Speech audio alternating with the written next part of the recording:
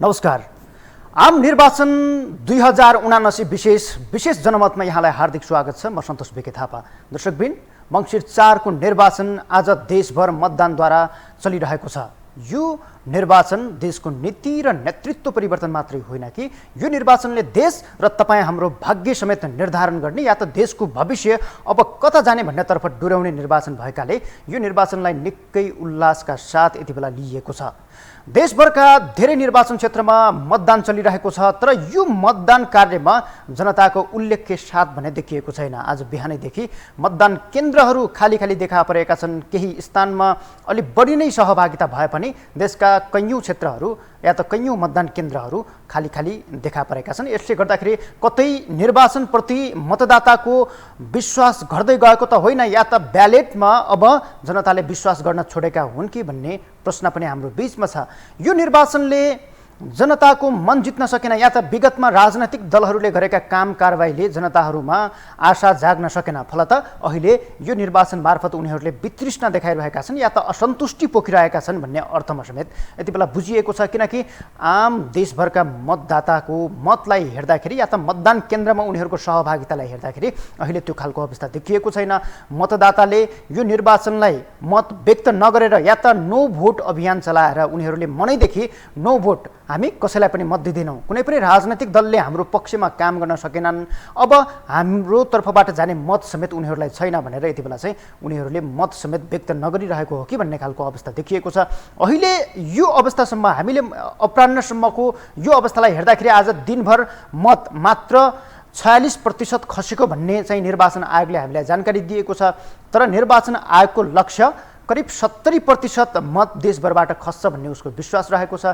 तर अहिले देखिएको मतदाताको सहभागिता र मतदान केन्द्रको अवस्थालाई हेर्ने हो भने त्यो अवस्था देखिएको छैन। यसले हाम्रा राजनैतिक दलप्रतिको काम गराए या त उनीहरूको शैलीप्रति जनताको असन्तुष्टि कतिसम्म छ भन्ने चाहिँ यसले देखाएको छ। हामीले तपाईँलाई निर्वाचन, यो आम निर्वाचन 2079 को विषयमा आज देशभर मतदान चलिरहँदाखेरि तपाईँलाई लाइभ रूपले अपडेट गराइरहेका छौँ कि आजको अवस्था कस्तो छ, मतदान कसरी भइरहेको छ र अब मतदान सकिएसँगै मत परिणामको अवस्था कस्तो हुन्छ, मत गणना कति बेला सुरु हुन्छ भन्ने जानकारी समेत हामीले तपाईँलाई दिइरहेका छौँ। यसका लागि निर्वाचन आयोगका पदाधिकारीसँग पनि हाम्रो कुराकानी हुनेछ भने त्यो सँगसँगै राजनैतिक दल जो चाहिँ राजनैतिक दलको नेतृत्वमा रहेर अबको सरकार चलाउने या त अबको देशको नेतृत्व गर्ने शैलीका साथ अघि बढेका छन् या त त्यो अभिलाषाका साथ उनीहरू अगाडि बढिरहेका छन्, उनीहरूको बिचमा चाहिँ आज कसरी मत व्यक्त गरे र अब चाहिँ देशको नेतृत्व कसरी अगाडि बढ्छ र उनीहरूको बुझाइ के छ भन्ने विषयमा समेत उनीहरूको भनाइ पनि हामी लिएर कार्यक्रम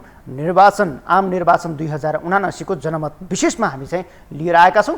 तर यो निर्वाचनमा देखिएको सहभागिताले कतै डरलाग्दो सङ्केत त गरिरहेको होइन। मानिसहरूलाई या त मतदाताहरूलाई लोकतान्त्रिक पद्धतिमा विश्वास हराउँदै गएको त होइन भन्ने खालको एउटा चाहिँ अहम प्रश्न उब्जिएको छ।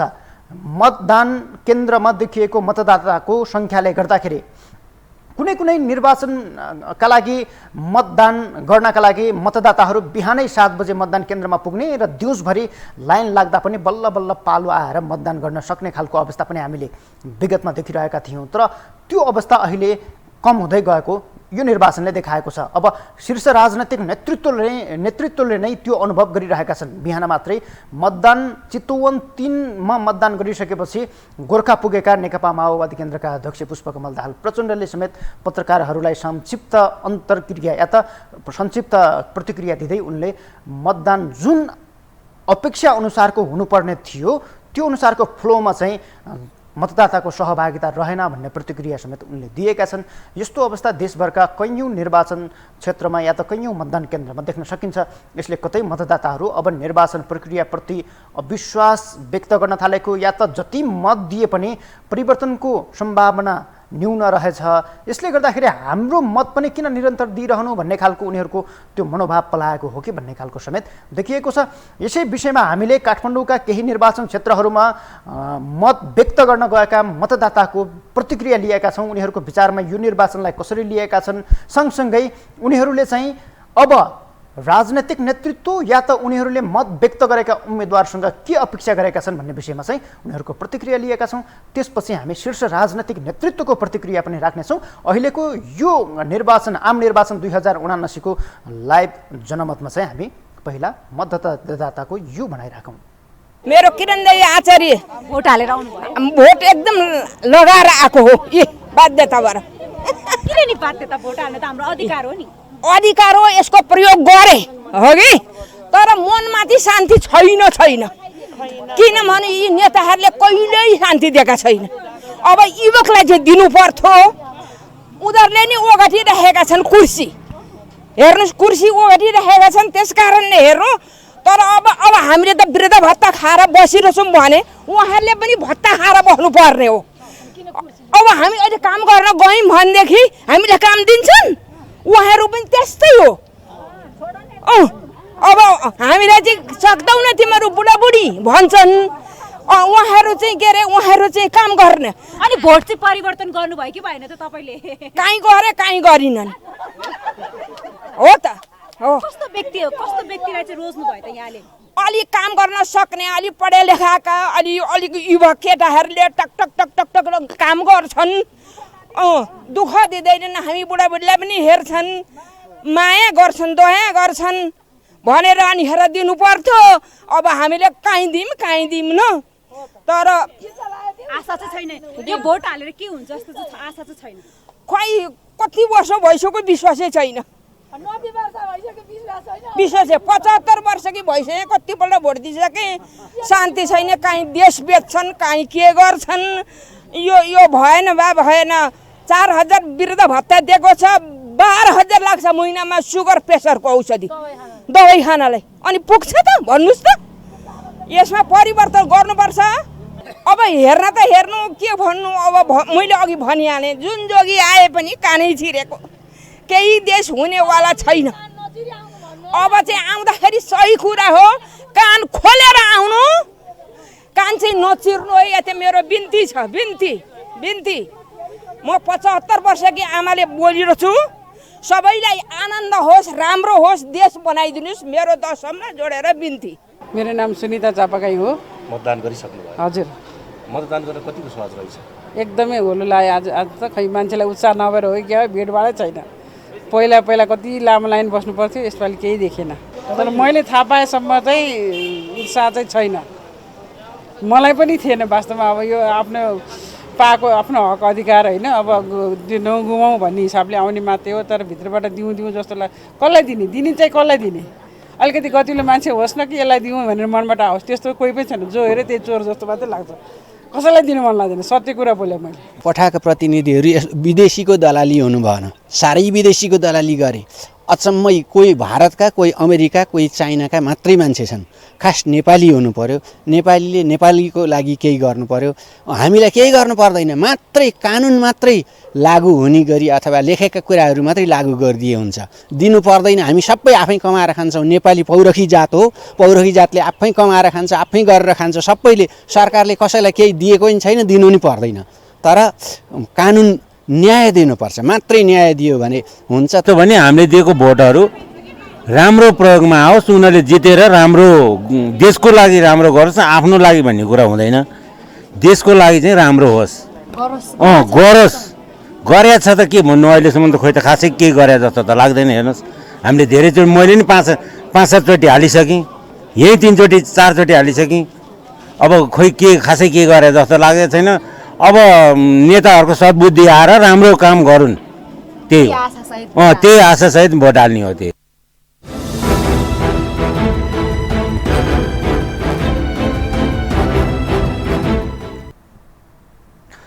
अनेक असहमति र असन्तुष्टिका बीच पनि मतदान केन्द्रसम्म पुगेर मत व्यक्त गरेका मतदाताहरूको यो भनाइ हो। तपाईँले पनि देख्नुभयो उनीहरूको विचार कस्तो छ र राजनैतिक दलप्रति, उम्मेदवारप्रति उनीहरूले कस्तो विचार व्यक्त गरिरहेका छन् भन्ने यी भनाइहरूले प्रश्न पार्छन्। किनकि यो निर्वाचन मार्फत पनि उनीहरू राम्रा व्यक्ति नेतृत्वमा आउँछन् र देशलाई एउटा परिवर्तनको सङ्घारमा पुर्याउँछन् भन्ने विश्वास मतदातालाई कमाइरहेको छ। तैपनि मतद्वारा मात्रै परिवर्तनको सम्भावना छ, मतद्वारा मात्रै राजनैतिक नेतृत्व पुस्तान्तरण सफल हुन सक्छ र आफ्ना असन्तुष्टि र असहमति भएका उम्मेदवारहरूलाई पाखा लगाउने निर्वाचन नै गतिलो माध्यम हो भनेर बुझेका मतदाताहरू मतदान केन्द्रसम्म पुगेर मत व्यक्त गरेका छन्। उनीहरूले अब आगामी दिनहरूमा परिवर्तनको आकांक्षा राखेर यसरी चाहिँ मत व्यक्त गर्दै गर्दा उनीहरूले यस्ता खालका प्रतिक्रियाहरू दिइरहेका छन्।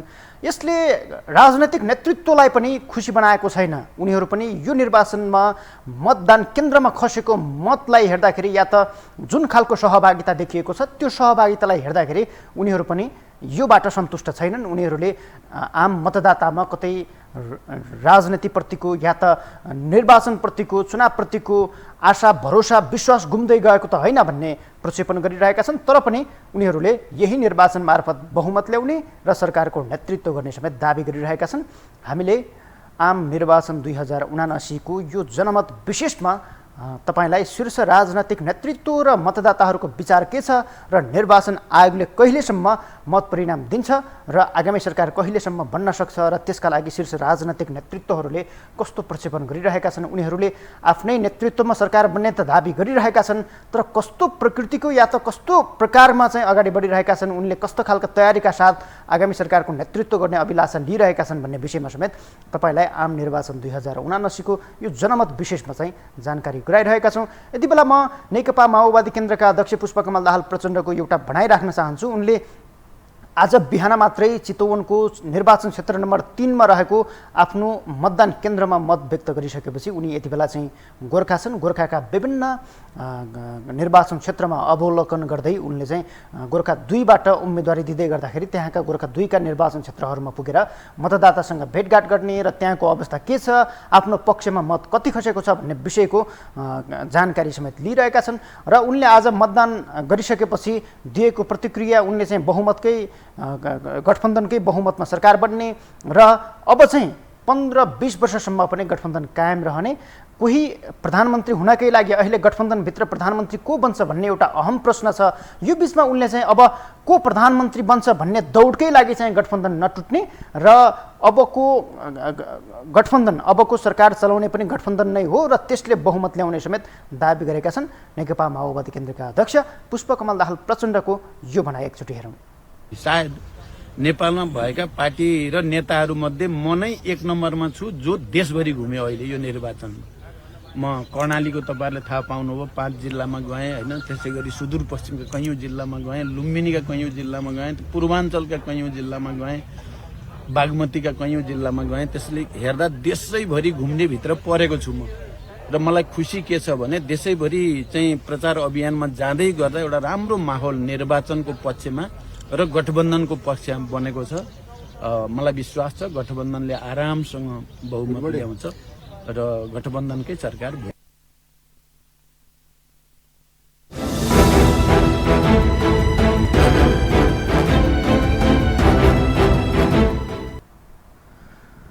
उसो त नेकपा माओवादी केन्द्रका अध्यक्ष पुष्पकमल दाहाल प्रचण्डको निर्वाचन क्षेत्र नम्बर चितवन 3 हो। त्यहीबाट उनले यो निर्वाचन लड्ने तयारी पनि गरेका थिए। तर चितवन 3 बाट निर्वाचन लड्ने तयारी गरेका प्रचण्ड अन्तिम समयमा आएर गोर्खा 2 मा गएर यति बेला चाहिँ चुनाव लडिरहेका छन्। गोर्खा 2 बाट उनी उम्मेदवार भनेर यति बेला चुनावी मैदानमा छन्। आज उनको पक्षमा कति मत खस्यो, उनले जित्ने सम्भावना कस्तो छ, यी लगायतका विषयहरू अब मत परिणामसँगै आउनेछन्। तर चितवन 3 बाट उम्मेदवारी दिने तयारी रहेका प्रचण्ड गोर्खा 2 गइसकेपछि अनेक राजनैतिक वृत्तमा चर्चा परिचर्चाहरू समेत भइरहेका छन्। उनी सँगसँगै यति बेला गठबन्धनले बहुमत ल्याउने र देशभरका धेरै निर्वाचन क्षेत्रमा आफ्नो पकड रहने दाबी गरिरहेको छ। गठबन्धनका अधिकांश उम्मेदवारहरू आफ्नो जितको आशसहित यति बेला चाहिँ मतदानमा सहभागी भइरहेका छन्। उनीहरूले राजनैतिक नेतृत्व समक्ष या त मतदाता समक्ष गएर उनीहरूले चाहिँ आफ्ना आश्वासनहरू या त आफ्ना कुराहरू समेत राखिरहेका छन्। अब आज मतदान, यो मतदानमा खसेको मतले नै उनीहरूको भाग्य र भविष्यको निर्धारण गर्नेछ भने देशको भविष्य र आगामी सरकारको नेतृत्व समेत कसले गर्छ भन्ने विषयमा समेत निर्केल आजकै मतदानले गर्नेछ। फलत यो मतदान अन्य मतदान या त अन्य निर्वाचन जस्तो छैन।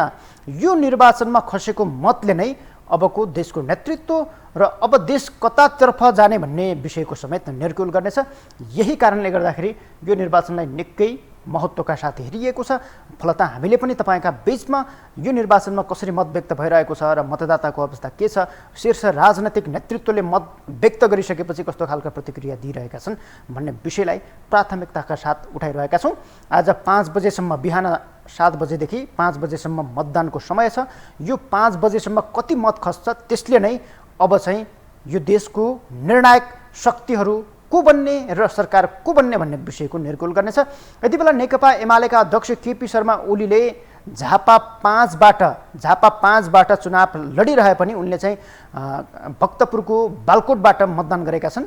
भक्तपुरको बालकोटबाट मतदान गरिसकेपछि उनले मङ्सिर 15 भित्रै नेकपा एमालेको बहुमतको सरकार बन्ने दाबी समेत गरेका छन्।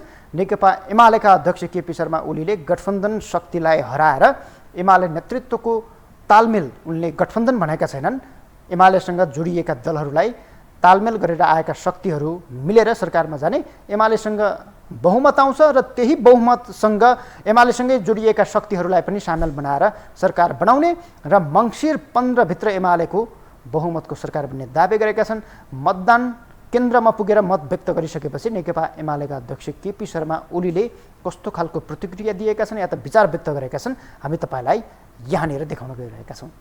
चुनावले अवश्य राम्रो नतिजातर्फ जाने मैले आकलन गरेको विभिन्न प्रकारका शक्तिहरू यसमा आएको देखिन्छ।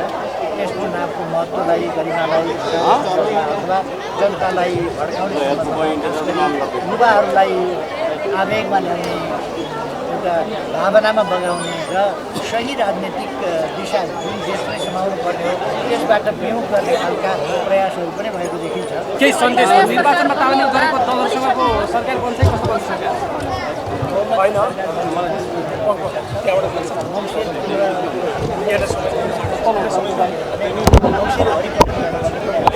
गठबन्धन गर्नु पर्यो भने रोजाइमा गठबन्धन होइन, हामी बहुमत ल्याउँछौँ र हामीसँग सहकारी गरेकाहरू प्रथम कदाचित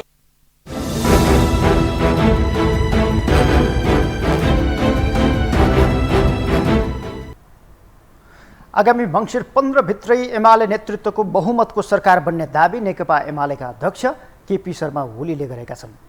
उस्तै खालको दाबी नेपाली कङ्ग्रेसका महामन्त्री र काठमाडौँ 4बाट उम्मेदवारी दिएर यति बेला निर्वाचनमा होमिएका गगन कुमार थापाले समेत गरेका छन्। उनले त प्रधानमन्त्री समेत रहेका कङ्ग्रेस सभापति शेरबहादुर देउबा विरुद्धै गएर अबको संसदीय दल नेपाली कङ्ग्रेसबाट निर्वाचित भएर आउने सांसदहरू मध्येको निर्वाचन संसदीय दलको चुनाव लड्नका लागि समेत आफूले तयारी गर्ने भन्ने खालको प्रतिक्रिया पनि आज हाम्रै बिचमा यो निर्वाचनमा उनले व्यक्त गरेका छन्। हुन त उनी यही निर्वाचन मार्फत आफूलाई भावी प्रधानमन्त्रीको दाबी गर्दै या त प्रधानमन्त्रीको एजेन्डा लिएर निर्वाचनमा गएका थिए। अब पछाडि बसेर होइन, अब ड्राइभिङ सिटमा बसेर देशको नेतृत्व गर्ने दाबीसहित उनी मतदाताका बिचमा गएका थिए र आफूले यो एजेन्डा लिएर मतदाताको सम्मान गरेको समेत उनको भनाइ छ। उनले यदि भावी सरकारको नेतृत्व गर्ने योजनाविहीन तरिकाले मत माग्न गएको भए त्यो जनताका लागि या त मतदाताका लागि त्यो घात हुने बताएका थिए र सँगसँगै अब भावी प्रधानमन्त्री सरकार चलाउने एउटा नेतृत्व तहमा आफूलाई पुर्याउने गरी उनी चाहिँ मतदान प्रक्रियामा सहभागी भइरहेका छन्। तर उनलाई नेपाली कङ्ग्रेसकै सभापति शेरबहादुर देउबालाई संसदीय दलको चुनाव हराएर सरकारको नेतृत्व गर्ने ठाउँसम्म पुग्नका लागि निकै चुनौतीको सामना गर्नुपर्ने देखिन्छ। त्यसमा पनि अझ गठबन्धनका दलहरू पनि त्यसमा जोडिएका छन्। नेकपा माओवादी केन्द्रका अध्यक्ष पुष्पकमल दाहाल प्रचण्डले समेत सरकारको नेतृत्व आफैले गर्ने दाबी गरिरहेका छन्। त्यसमध्ये त्यो दौडमा नेकपा एकीकृत समाजवादीका अध्यक्ष माधव कुमार नेपाल पनि छन्। उनले पनि आगामी सरकारको नेतृत्वका लागि आफू तयार रहेको बताएका छन्। तर गठबन्धनबाट चाहिँ सबै दलको समर्थन पाएर सरकारको नेतृत्वका लागि गठबन्धन दलका अन्य दलको समेत साथ पाउन यति बेला अरू नेतालाई निकै चुनौतीपूर्ण देखिएको छ। फलत कि कङ्ग्रेस सभापति शेरबहादुर देउबा कि माओवादी केन्द्रका अध्यक्ष पुष्पकमल दाहाल प्रचण्ड नै अबको सरकारको नेतृत्व गर्ने ठाउँमा पुग्ने भन्ने खालका अनेक विश्लेषण र प्रक्षेपणहरू भइरहेका छन्। तर यो विषयलाई चाहिँ अहिले हामीले भनिहाल्नुभन्दा पनि यो एउटा चाहिँ आकलन र प्रक्षेपणको विषय भयो। अब आउने मत परिणामले नै उनीहरूलाई निर्क्युल गर्नेछ। त्यसका लागि पहिले उनले निर्वाचन जित्नु पर्यो, त्यसपछि संसदीय दलको निर्वाचन जित्नु पर्यो, अनि गठबन्धनमा साझा सहमति बनेर प्रधानमन्त्रीका लागि छनौट हुनु पर्यो। त्यसपछि मात्रै त्यसले सरकारको नेतृत्व गर्ने अवसर पाउनेछ। यति बेला म नेकपा एमालेका अध्यक्ष केपी शर्मा ओलीको भनाइपछि नेकपा एकीकृत समाजवादीका अध्यक्ष माधव कुमार नेपालको भनाइतर्फ लाग्दैछु। उनले पार्टी विभाजन गरेको झन्डै 1.5 वर्ष भयो।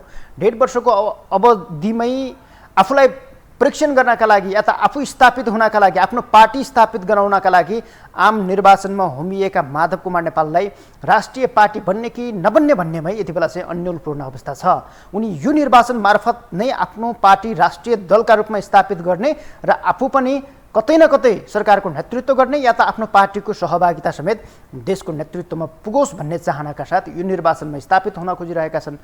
तर उनका सांसदहरू निर्वाचित हुने सम्भावना कति छ, उनी आफै निर्वाचित हुने सम्भावना कति छ भन्ने यति बेला अहम प्रश्न बनेको छ।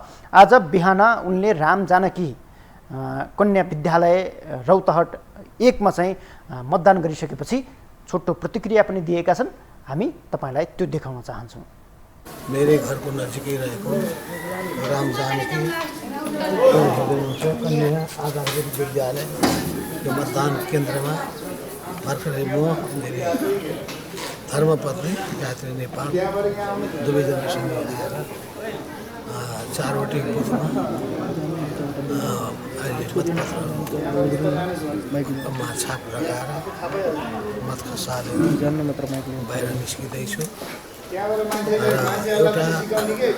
जनताले पाएको जुन अधिकार हो, सार्वभौम अधिकार हो, जनतामा अन्तर्निहित सार्वभौम सत्तालाई प्रयोग गर्ने जुन जनताले अवसर पाएका छन्।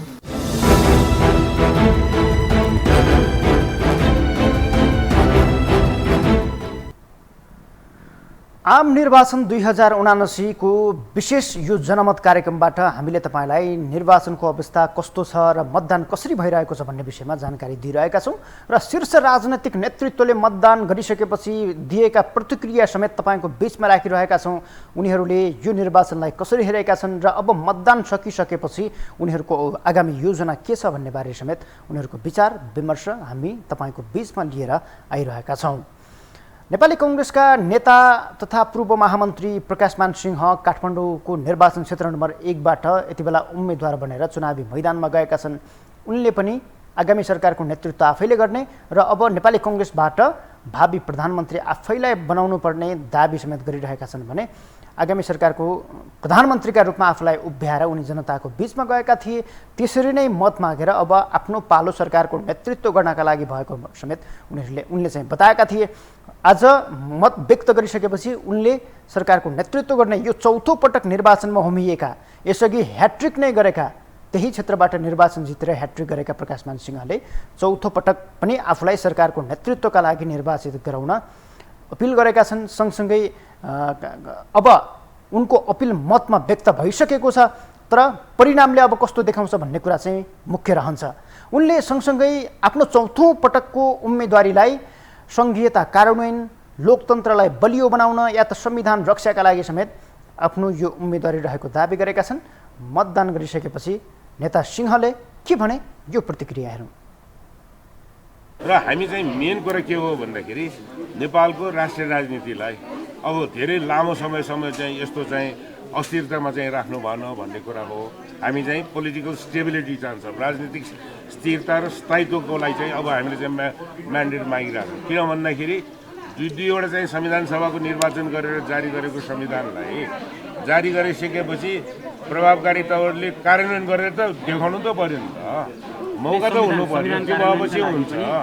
र त्यसैको आधारमा चाहिँ हामी चाहिँ के हो भन्दाखेरि प्राप्त गरेको चाहिँ संवैधानिक जुन अधिकार हो त्यसलाई सुरक्षित राख्दै संस्थागत गर्दै अब नेपाललाई चाहिँ विकास निर्माणको त्यो सम्पन्नताको अभियानमा चाहिँ अब चाहिँ अगाडि बढाउनुको लागि त्यो म्यान्डेटको कुरालाई अब अहिलेको यो चाहिँ लोकतान्त्रिक वाम गठबन्धनले चाहिँ मतदाताहरूसँग चाहिँ त्यसमा चाहिँ गइरहेको छ।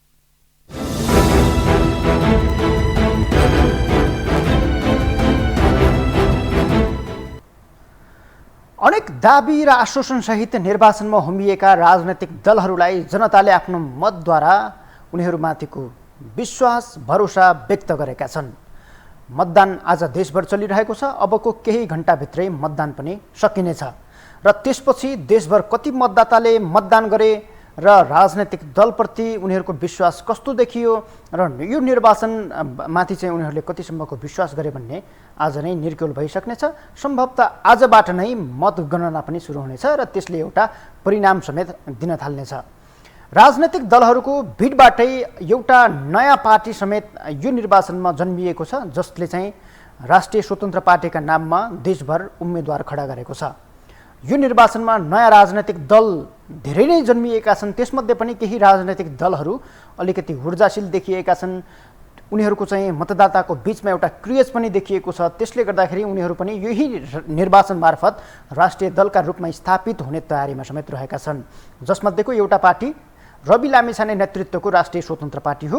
यो पार्टीले अहिले देशभरका धेरै स्थानमा उम्मेदवारी दिएको छ। सँगसँगै केही निर्वाचन क्षेत्रबाट अत्याधिक मत ल्याएर जित्ने र आफूलाई चाहिँ राष्ट्रिय पार्टीका रूपमा स्थापित गर्ने र सँगसँगै संसदमा बलियो प्रतिनिधित्व गर्ने समेत दाबी गरिरहेको छ। र यसका सभापति रवि लामिछाने चितवनको निर्वाचन क्षेत्र नम्बर 2बाट उम्मेदवारी दिएर यति बेला निर्वाचनमा होमिएका छन्। उनीप्रति जनताको साथ र मतदानमा विश्वास कति देखिन्छ त्यो अब मत परिणाम आउन थालिसकेपछि थाहा हुनेछ। तर उनले आज बिहान काठमाडौँमा मत व्यक्त गरेर आफूलाई चाहिँ यो निर्वाचन मार्फत स्थापित गर्ने दाबी गरेका छन्। सँगसँगै एउटा चाहिँ आफूले सपना बोकेर आएको र त्यो सपनालाई कार्यान्वयन गर्नका लागि यो निर्वाचन निकै महत्त्वपूर्ण रहेको दाबी समेत गरेका छन्। सँगसँगै रवि लामिछाने नेतृत्वको पार्टीले प्रदेशसभाका कुनै पनि उम्मेदवारहरूलाई मत व्यक्त गरेको छैन, किनकि यो पार्टीले प्रदेशसभामा भाग नै लिएको थिएन र उनीहरूले प्रदेशसभाको मतपत्र बुझ्न पनि मानेका छैनन्। या त भनौँ प्रदेशसभाको मतपत्र उनीहरूले खाली चाहिँ ब्यालेटमा राखेका छन्। यसले गर्दाखेरि उनीहरू यो सङ्घीयतामाथि प्रश्न उठाइरहेका छन्। या त यो प्रदेशसभामाथि चाहिँ रवि लामिछाने नेतृत्वको राष्ट्रिय स्वतन्त्र पार्टीको प्रश्न छ र उनीहरूले केही सुधारको आवश्यकता रहेको, यो खारेजी भन्दाखेरि पनि सुधारको आवश्यकता रहेको भन्दै त्यसलाई सुधारात्मक अवस्थामा अगाडि बढाउन सकेको खण्डमा मात्रै आफू त्यसमा सहभागी हुने भन्दै उनीहरूले यो असन्तुष्टि समेत जनाएका छन्। र आज चाहिँ काठमाडौँमा मत व्यक्त गरिसकेपछि यो पार्टीका सभापति रवि लामिछानेले के प्रतिक्रिया दिए त्यो पनि एकपटक हामी तपाईँलाई देखाउन गइरहेका छौँ। मैले निदाएर होइन बिउजिएर देख्ने सपना देखेको छु। त्यो बिउजिएर देखेको सपना चाहिँ म भन्न सक्छु निदाएको बेलाको सपना होइन। मैले ननिदाउँदै देखेको सपना चाहिँ नि देश समृद्ध हुनेछ, यहाँ सुशासन कायम हुनेछ, यहाँ कोही अन्यायमा पर्ने छैनन्, यहाँ सबै मानिसका लागि न्याय पहुँचमा हुनेछ, सुशासनको ग्यारेन्टी हुनेछ, नागरिकले दुःख पाउने छैनन्, रोजगार पाउनेछन्, उद्योग कल कारखानाहरू खुल्नेछन्, अन्य मुलुकहरू जस्तै यो मुलुक पनि समृद्धिको एउटा बाटोमा खुल्नेछ। यो चाहिँ मैले ननिदाइकन आँखा खोलेर देखेको सपना। अलिकति त्यहाँनिर प्रदेशको भोट हालिराख्दाखेरि चाहिँ व्याख्या भयो नि होइन, हामीले उठाएका छैनौँ, हामी प्रदेशमा सहभागी भएका छैनौँ। हामीले यसलाई त त्यहाँको इन्भल्भमेन्ट अघिको लागि कसरी व्याख्या गर्नुहुन्छ तपाईँको? होइन, हामी सहभागी छैनौँ। हामी सहभागी नै छैनौँ, हाम्रो चुनाव चिन्ह नै छैन। तपाईँले छाप नलाइकन खाली मतपत्र हाल्नुभयो बाक्समा होइन?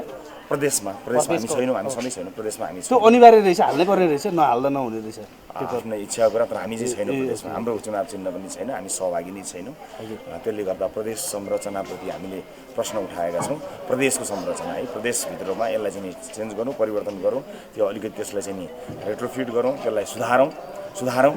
हामीले खारेजीको कुरा गरेको छैन, सुधार्नुपर्ने भएको हुनाले त्यसपछि अनि त्यसलाई चुस्त बनाइसकेपछि यदि त्यो हामीले सोचे जस्तो कम खर्चिलो कानुन बनेको, डुप्लिकेसन नभएको र साँच्चै नै देश र जनताको हितमा भएछ भने सहभागी हौँला, हामी पनि उम्मेदवारहरू उठाउँला। तर अहिलेकै संरचनामा चाहिँ हाम्रो यसमा असहमति भयो भने मैले आफ्नो असहमतिको अधिकार प्रयोग गरेँ। अब तपाईँ लगत्तै चितवन जानुहुन्छ? दौडिहालेँ।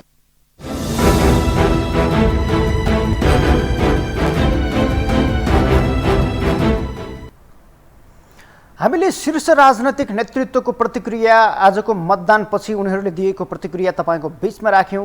राजनैतिक दलका नेताहरूले यो निर्वाचनलाई कसरी लिएर मतदानमा सहभागी भइसकेपछि उनीहरूको आशा विश्वास कहाँनिर गएर रोकिएको छ भन्ने विषयमा समेत हामीले तपाईँलाई यी भनाइहरू सार्वजनिक गऱ्यौँ। सँगसँगै अब मत परिणाम कहिले आउँछ र आगामी सरकार कहिलेसम्म बन्छ भन्ने एउटा चाहिँ आम चासोको प्रश्न छ। मतदान त अब 5 बजेपछि सकिहाल्छ, तर यो मतदान प्रक्रियामा खसेको मतले आगामी सरकारको भविष्य या त देशको भविष्य निर्धारण गर्ने भएकाले अब मतगणना कति बेला सुरु हुन्छ र त्यो सम्पूर्ण मत परिणाम कहिलेसम्म आइसक्छ भन्ने विषय चाहिँ यति बेला चाहिँ निकै यो आम चासोको रूपमा हेरिएको छ। अब 5 बजे मत प्रक्रिया सकिसकेपछि त्यसलाई गणनाका लागि मतगणना स्थलसम्म लैजानका लागि निर्वाचन आयोगबाट खटिएका कर्मचारीहरू सक्रिय रूपमा तयारी अवस्थामा बसेका छन्। सँगै अबको 2-3 दिनपछि या त 5-4 गते निर्वाचन आज चलिरहेको छ। अब मतगणना सुरु हुनेछ। प्रथमतः प्रतिनिधि सभाको प्रत्यक्षतर्फको मतगणना सुरु हुनेछ, सँगसँगै समानुपातिक, प्रदेशसभा समानुपातिक। यसरी चाहिँ यो प्रक्रियाबाट मतगणना भइसकेपछि त्यसले 6, 7 र 8 गतेसम्म सम्पूर्ण मत परिणाम आइसक्ने जानकारी निर्वाचन आयोगले यति बेला दिएको छ। तर अब मतगणना कहिलेदेखि सुरु हुन्छ भन्ने एउटा चाहिँ आम चासोको प्रश्न बनेको छ। सँगसँगै निर्वाचन आयोगले भनेअनुसार नै मत खस्छ कि खस्दैन भन्ने विषयमा चाहिँ निर्वाचन आयोगका प्रमुख आयुक्त दिनेश कुमार थपलियाको यहाँनिर हामी बनाइराख्दैछौँ। अब अहिले हामीले अनुमान गरेको हाम्रो अहिलेसम्मको प्रयत्न, तपाईँ हामी सबैको प्रयत्नले 70% बढी मतदान हुन्छ भन्ने कुरामा हामी ढुक्क छौँ। आज 5 बजे मतदान कार्य सम्पन्न हुनासाथ सबै मतपेटिकाहरू सङ्कलन गर्ने कार्य प्रारम्भ हुन्छ।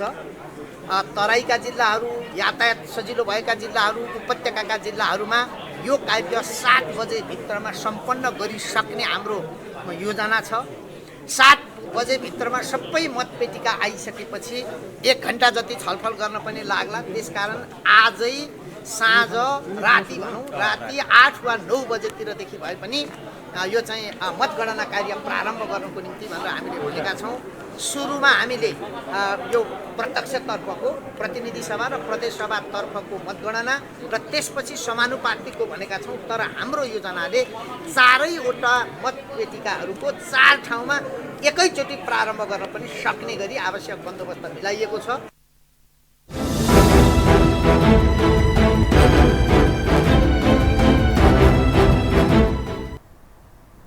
अहिलेसम्म मङ्सिर 4 को निर्वाचनका लागि, प्रतिनिधि सभा र प्रदेश सभाको निर्वाचनका लागि अधिकांश मत खसिसकेको छ।